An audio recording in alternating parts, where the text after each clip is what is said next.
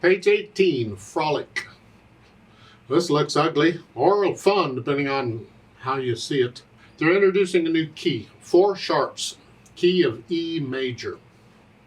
Actually, I find E major one of the easier keys to play in because the fingers, the black keys just fall under the fingers pretty well. However, go ahead and be doing the scales for E major, 1 octave up and down, and while you're there, go ahead and start doing the scale for C sharp minor. It has 4 sharps in its key signature too, so you just well do both scales and be done with it.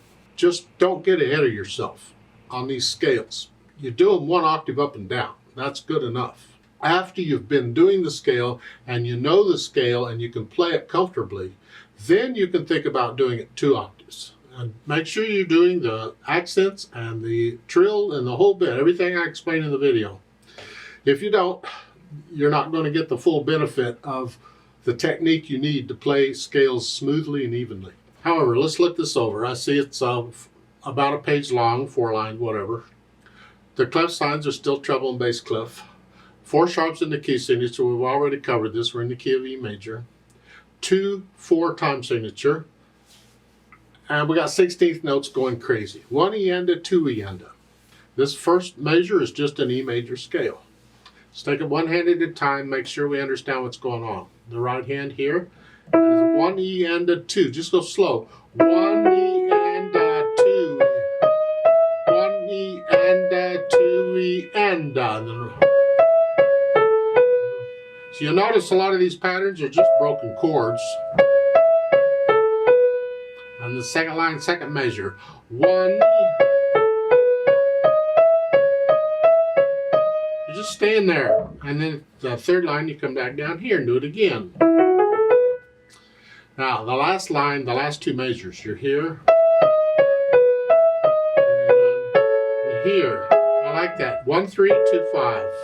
And it's 1 ienda, 2 ienda, 1 ienda, 2. The quarter note comes on beat 2. Left hand, let's see what it's up to. Here, 1 ienda, 2. 1 ienda, 1 ienda. Yeah, whatever. The last measure, the second line, you're up here. You're not changing hand position, you're just reaching down for 1 note and then you come back up where you were for the third line. And the last line, you're now you're here. Try and play this at the same time. This is a little awkward. Well, I use weight to push the notes down. I don't hold the finger or the hand still and try and use the fingers. I let the weight push it. I just lower which fingers I want the weight to be on. So I have the weight here, and I want the weight to be on the other. I raise the wrist a little bit, just a little bit. I'm still holding the notes down, and as I lower the wrist, I lower the weight, and as I do, I just switch fingers. The kicker is get them down at the same time. Now, if you're late with 1 note all the time, whatever, or whichever note, then focus on the note that's late. And just forget the other note for a little bit. Just concentrate on the notes that's late. So I'm going to hear it. I want that. And that will usually fix it. You might be going too fast too. Slow it down. Put the hands together where we're here. And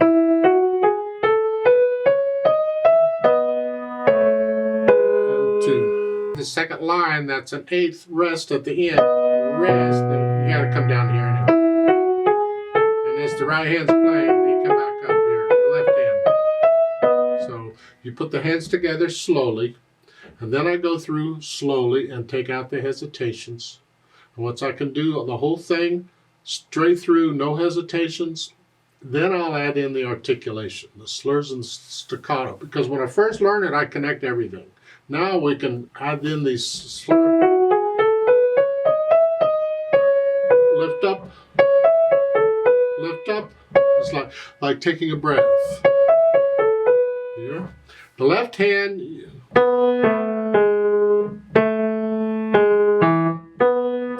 I don't know if I like that or not. I have to listen to it and see. Do I like lifting up both hands? Sometimes it works. Sometimes I'll only lift up the right hand.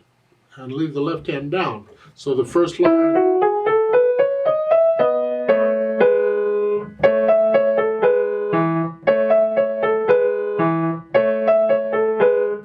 or maybe I'll connect the left hand.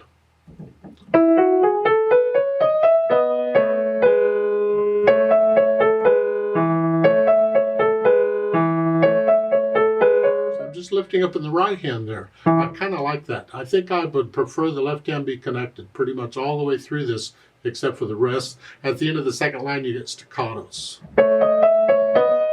But the staccatos only in the left hand, not the right.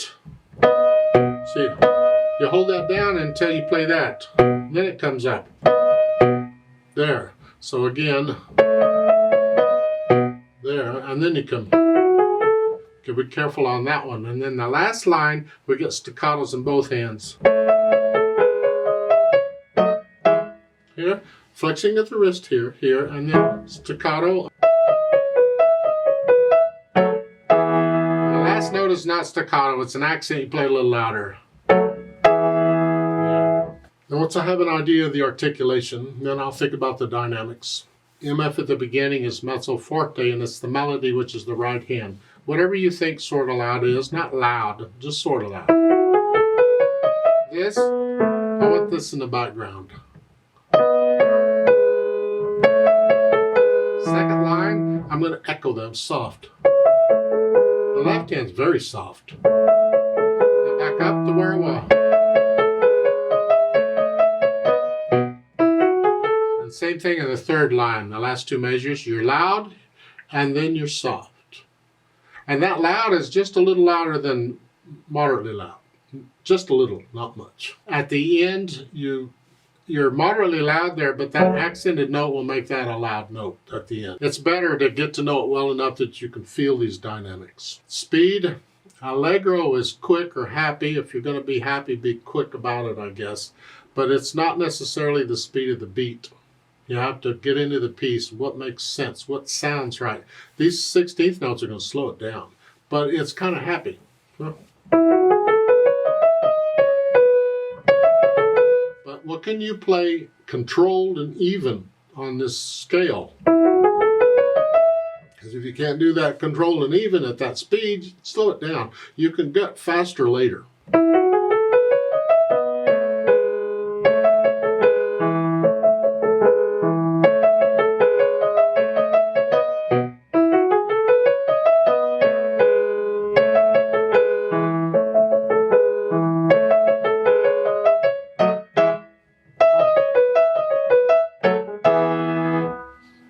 My happy for now, give me a few cups of coffee and I'm sure that would change.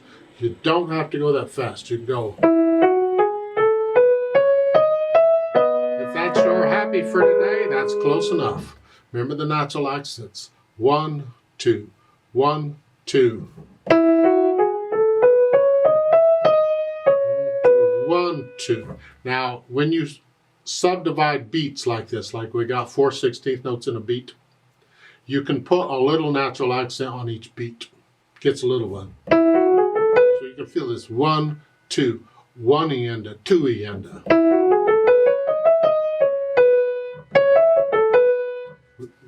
It helps to keep it even and controlled and smooth, similar to the way we do the scales. Let the wrist collapse a little bit on these. Stay loose. Anyway, you go ahead and learn it. And when you can play it at least slowly with no hesitations, come back, let's play it together and check that you have the correct notes and rhythms. I'm not going to do any louds and softs. I'll do the staccatos and things, but not the dynamics. I'll give us 2 counts because there's 2 beats in a measure. And because there's 16th notes all over everywhere, I'm going to put the metronome on 8th notes. So it's beating 8th notes. 1 and 2 and that's 1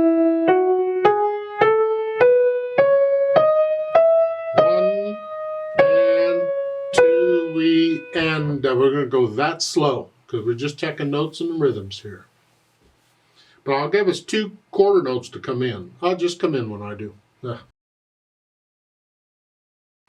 1 and 2, go.